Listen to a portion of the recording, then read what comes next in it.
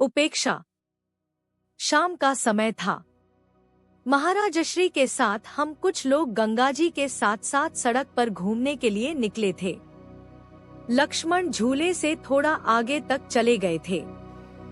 महाराज श्री कभी चलते चलते बात करते थे तो कभी बात करते करते थोड़ा ठहर जाते थे। महाराज श्री जिस बारे में बात कर रहे थे उस विषय पर वह पहले भी कई बार बोल चुके थे। आज उसी संबंध में फिर से कह रहे थे, यदि आपकी कोई निंदा करे, आलोचना या टीका करे तो उसे शांत मन से सहन कर लो। उसका मुंह बंद करने की चेष्टा मत करो। यह सब तुम्हारे आंतरिक विकारों का बाहरी फल है जो उस व्यक्ति के माध्यम से प्रकट हो रहा है। इस प्रकार वह व्यक्ति आपकी चित्त शुद्धि में आपकी सहायता ही कर रहा है। इस तरह किसी के निंदा करने को साधन भी बनाया जा सकता है। यदि आपने उस व्यक्ति को रोकने की चेष्टा की या अपनी सफाई देने में लग गए तो आपकी चित्त शुद्धि का क्रम रुक जाएगा। एक सज्जन, महाराज जी, यह तो बड़ा गजब हो गया। यदि कोई अपनी सफाई नहीं देगा या होने वाली उल्टी सीधी बातों का प्रतिकार नहीं करेगा तो जगत में उसका अपयश फैल जाएगा। उससे उसे कितना मानसिक क्लेश होगा, उसके स्वाभिमान को कितनी ठेस लगेगी। इस तरह से तो जीवन ही बेकार हो जाएगा। महाराज श्री, यदि कोई सफाई भी देगा तथा प्रतिकार भी करेगा तो भी यदि अपयश फैलना है तो फैल ही जाएगा। अपयश का प्रतिकार करने से कोई संबंध नहीं है, यह प्रारब्धाधीन है। यदि भाग्य में अपयश लिखा है तो लाख प्रयत्न करने तथा रोक लगाने पर भी फैल ही जाएगा। साधक तथा संसारी के सोचने के ढंग में यही अंतर है। संसारी हर घटना में जगत में किसी को कारण देखता है। साधक अंतर में बैठे भाग्य को देखता है। वह घटना में दिखाई देने वाले व्यक्तियों या पदार्थों को केवल माध्यम समझता है तथा उनके प्रति कृतज्ञ होता है क्योंकि वह प्रारब्ध के क्षय में कारण बने हैं। साधक प्रारब्ध के क्षीण होने की गति को रोकना नहीं चाहता, उसे भोग कर समाप्त करना चाहता है, जबकि संसारी प्रारब्ध निर्माण में ही लगा होता है किंतु उसके फल से बचना चाहता है। जो निंदा तथा अपयश से डरेगा उसका प्रारब्ध कभी क्षीण नहीं हो सकता। साधक अपयश से घबराता नहीं, उसे निमंत्रित करता है ताकि अधिक से अधिक कर्म क्षीण हो जाए। कौन सा ऐसा महापुरुष है जिसकी निंदा नहीं हुई? मैं सोच रहा था कि महाराज श्री किसको लक्ष्य करके यह बातें कह रहे हैं। इससे पूर्व भी वह 2-1 बार इस प्रकार की चर्चा कर चुके थे। क्या वे सामान्यतः ही साधकों को व्यवहार क्रम समझा रहे थे? महाराज श्री ने फिर कहना आरंभ किया, आपकी जो निंदा करे उससे घृणा मत करो। वह अपना चित्त अशुद्ध करके भी आपका चित्त शुद्ध करने का कठिनतम कार्य कर रहा है। वह एक ऐसा चिकित्सक है जो अपनी जान जोखिम में डालकर भी आपकी जान बचाने में लगा है।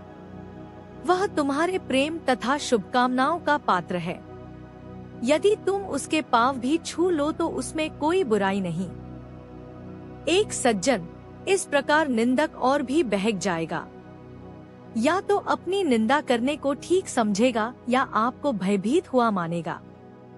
यदि निंदक के साथ आदरपूर्वक सद्व्यवहार किया जाए तो वह इसे चापलूसी समझेगा। महाराज श्री, तुम अभी भी साधक के उपर्युक्त प्रयास का बाहरी प्रभाव ही देख रहे हो जो दृश्य है। अंतर में पड़ने वाले अदृश्य प्रभाव की ओर तुम्हारा ध्यान नहीं है। यदि निंदक और अकड़ जाएगा तो उसे अकड़ने दो। जब कमर में पीड़ा होगी तो अपने आप झुक जाएगा। तुम उसके प्रति अपने हृदय में घृणा का भाव भरकर अपना अंतर मलिन न करो। इसी में तुम्हारा हित है। तुम तो उसके कल्याण की भावना ही करते रहो। यही तुम्हारा तप, साधन तथा भक्ति है।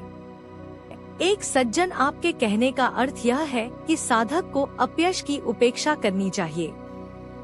महाराज श्री, उपेक्षा शब्द का प्रयोग यहाँ उचित नहीं। यदि अपनी आलोचना में कुछ सार दिखाई दे तो सुधार का प्रयत्न, साधक का कर्तव्य है। यदि सार नहीं दिखाई दे तो अपयश में अपने प्रारब्ध को कारण मानते हुए निंदक का आभार मानना चाहिए। साधक ऐसी स्थिति में भले ही जगत में निंदा का पात्र बन जाए, किंतु ईश्वर के घर में आदर प्राप्त करता है। एक बात और है कि यदि साधक नम्र होकर अपमान, अपयश, निंदा को सहन कर जाता है तथा फिर भी मन को प्रसन्न रखता है, तो उसमें निर्भीमानता का स्वाभाविक गुण प्रकट एवं विकसित होने लगता है। यह बतलाने की आवश्यकता नहीं कि निर्भीमानता साधक की आध्यात्मिक उन्नति के लिए कितनी आवश्यक है। एक सज्जन, तो आप यह कहना चाह रहे हैं कि सहने तथा उदार बने रहे में सुख तथा लाभ है, किंतु प्रतिकार करने में दुख तथा हानि है। महाराज श्री, कहने का भाव तो यही है।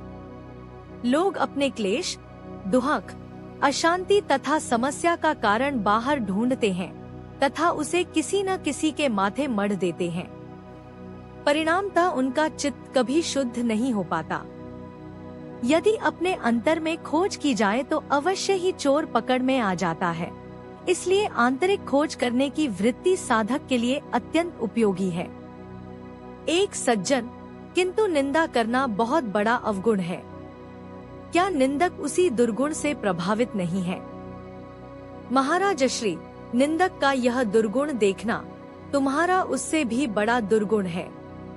उसका यह दुर्गुण उसके लिए है, तुम्हारे लिए तुम्हारे चित्त की सफाई का अभियान है। इस दृष्टि से देखोगे तो निंदक का गुणगान करोगे। इस बात को समझाने का मैं प्रयत्न करता ही रहता हूँ कि मनुष्य जितना बड़ा दिखने का प्रयत्न करता है उतना ही छोटा बनता है। अपने आप को जितना अच्छा समझता है उतना ही लोगों की दृष्टि में बुरा बनता है। जितना विनम्र तथा निर्भिमानी होता है उतना बड़ा बनने या अच्छा दिखने के मिथ्या अभिमान से दूर होता है। निंदक के सामने सफाई देने या उसका प्रतिकार करने के पीछे स्वयं को अच्छा सिद्ध करने की बुरी धारणा ही सूक्ष्म रूप में छिपी है।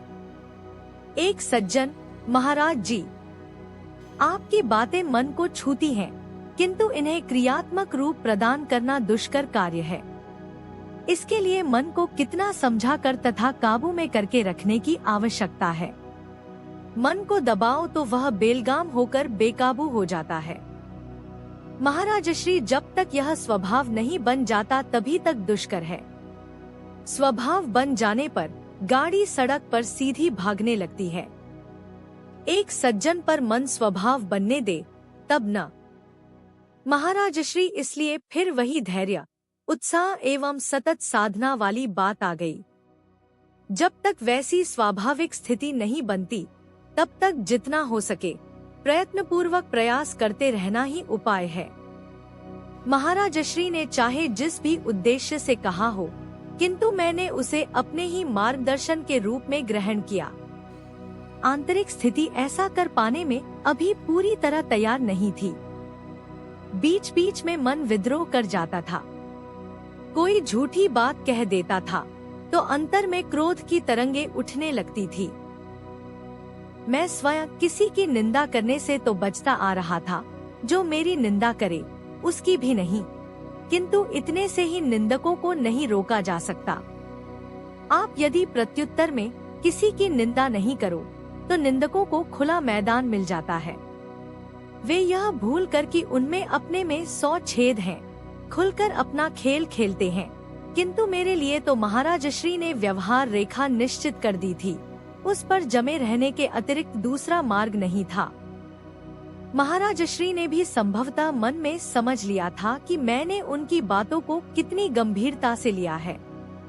मुझसे बोले, आध्यात्मिकता में बड़ा संभल कर कदम उठाना रखना पड़ता है। प्रत्येक कदम का अपना महत्व तथा प्रभाव होता है। जरा सी भी चूक हो जाए तो फिसलते देर नहीं लगती। कई बार तो एक बार फिसलकर गिरा हुआ मनुष्य जन्म जन्मांतर तक नहीं उठ पाता। उसे यह भी होश नहीं रहता कि मैं गिरा हुआ हूँ। प्रत्येक कदम पर अभिमान अपनी मोहर लगा देना चाहता है। कभी उसकी बात नहीं सुनो तो विवेक का मुखौटा लगाकर प्रभावित करने का प्रयत्न करता है। फिर भी न सुनो तो कई प्रकार के भय दिखाने लगता है।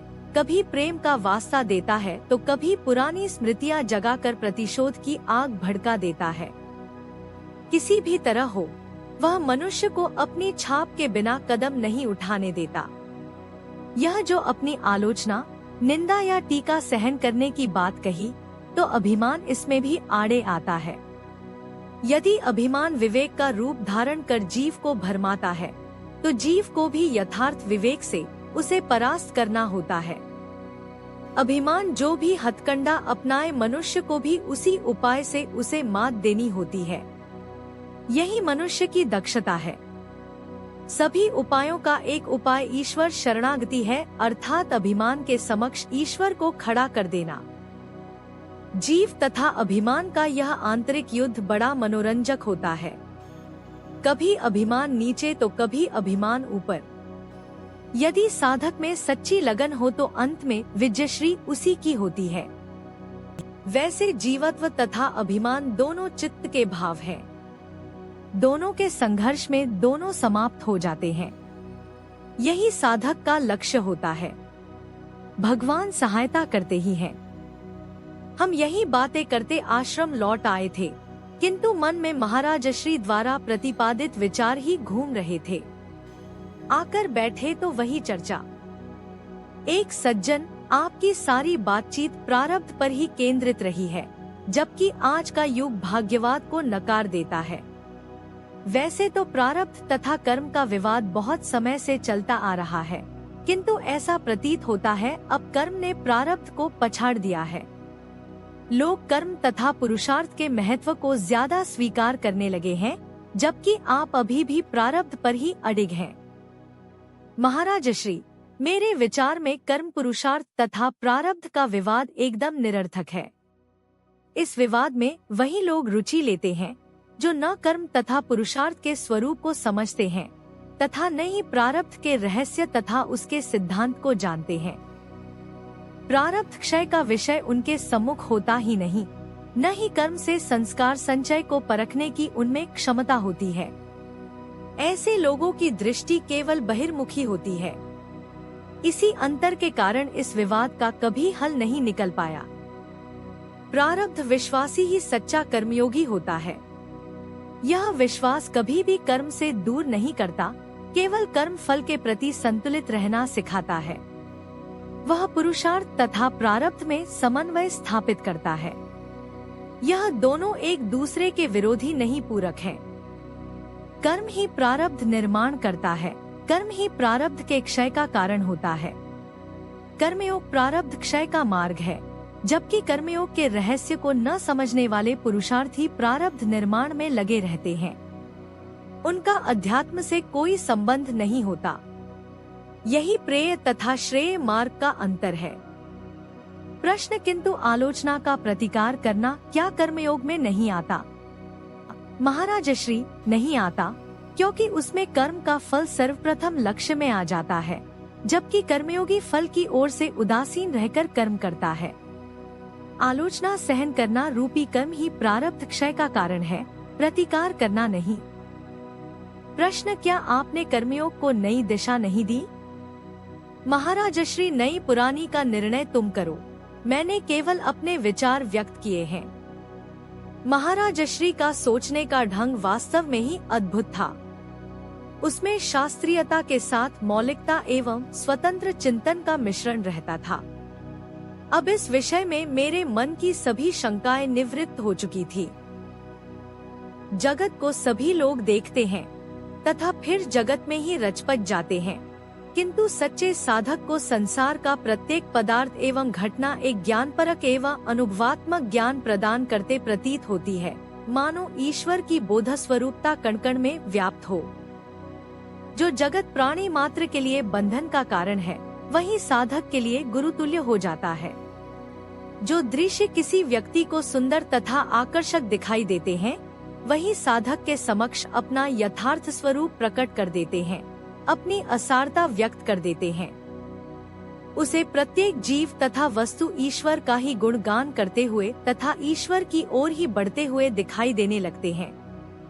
साधक विश्व में भी अमृत का स्वरूप देखता है, अकल्याण में निहित कल्याण के दर्शन करता है। कुरूपता में भगवान का सौंदर्य निहारता है। यहाँ तक कि घृणित तथा निंदित शब्दों में भी दिव्यनाद का श्रवण करता है। प्रश्न, ऐसे में संसारी तथा साधक का मेल कैसे हो सकता है? महाराज श्री, मेल तो नहीं हो सकता, फिर भी साधक के लिए संसारियों को सहन करना ही एक मार्ग है। जब तक साधक जगत में रहेगा, संसारियों से संपर्क होते रहना अनिवार्य है। उनके प्रभाव से अछूता रखना भी साधक के लिए आवश्यक है। सहनशीलता ही एक उपाय है। शंकराचार्य कथित तितिक्षा पर जितना गहरा उतरते जाए, उसका महत्व अधिकाधिक बढ़ता जाता है। साधक को वह व्यावहारिक स्तर से ऊपर उठाकर अध्यात्म के उच्च शिखरों तक साथ देती है। चित्त की समावस्था उदय करने में सहनशीलता ही सहायक होती है। यदि कोई साधक सहनशीलता के एक साधन को ही भली भांति पकड़े रखे तो उसका बेड़ा पार हो जाता है। मुझमें सहनशीलता काफी मात्रा में तो थी, किंतु फिर भी अंदर ही अंदर कभी कभी मन तड़प उठता था। अंदर की तड़पन कभी भी बाहर व्यक्त हो सकती थी। जहाँ तक मैं इसका अर्थ समझा था कि अंदर बाहर से मन शांत बना रहे तथा हर बात को सहनशीलता पूर्वक सहन किया जाए, जबकि मेरा मन अभी पूरी तरह साथ नहीं दे रहा था। बाहर से शांत किंतु अंतर में उद्विग्नता समेटे हुए। इसी स्थिति का नाम दंभ है। हृदय में कुछ, मुंह में कुछ। यह तो लोगों के साथ छल है। मैं सोच में पड़ गया।